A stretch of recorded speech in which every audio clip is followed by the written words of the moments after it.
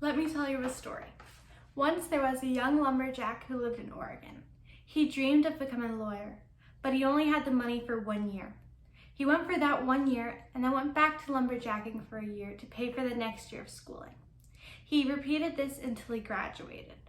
When he graduated, he was a big-time lawyer in Portland, Oregon, and he would eventually go back to law school to teach and then become a judge. His name was Lowell. There was a young girl who was from Oregon as well. She also dreamed of becoming a lawyer, but it was not a social norm for women to get a higher education, especially not law school. Still, she persisted and got into a law school. Her name was Claire. Once there, Claire took a class on legal writing, and she had the best teacher. Claire and Lowell both struggled to get where they were, but they were still aiming higher.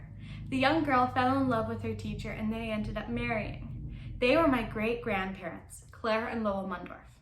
They had kids together, including my dad's dad, my granddad.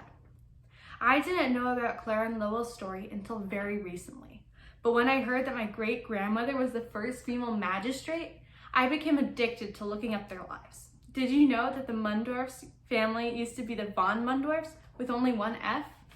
Anyway, I love how both of them had setbacks, but they not only overcame them, but conquered them. Lowell was nominated to be a federal court judge. He didn't get it, but everyone said that he would definitely get the next one. But before there was another opening, he died. I wanted to become a federal judge for years before I even heard his story. But when I heard his story, I wanted it even more.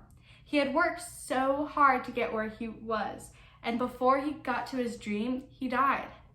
I want to make him proud that even though he couldn't get there, his future great-granddaughter could.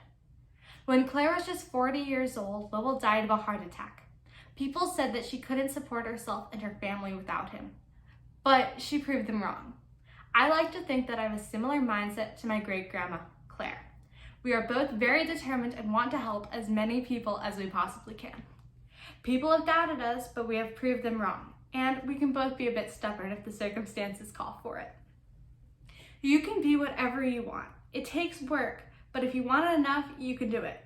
Lowell beat not having enough money for school by taking every other year off to pay for the next year. Claire beat rigid social norms. You can be whatever you want to be. It just takes hard work and patience. This I believe.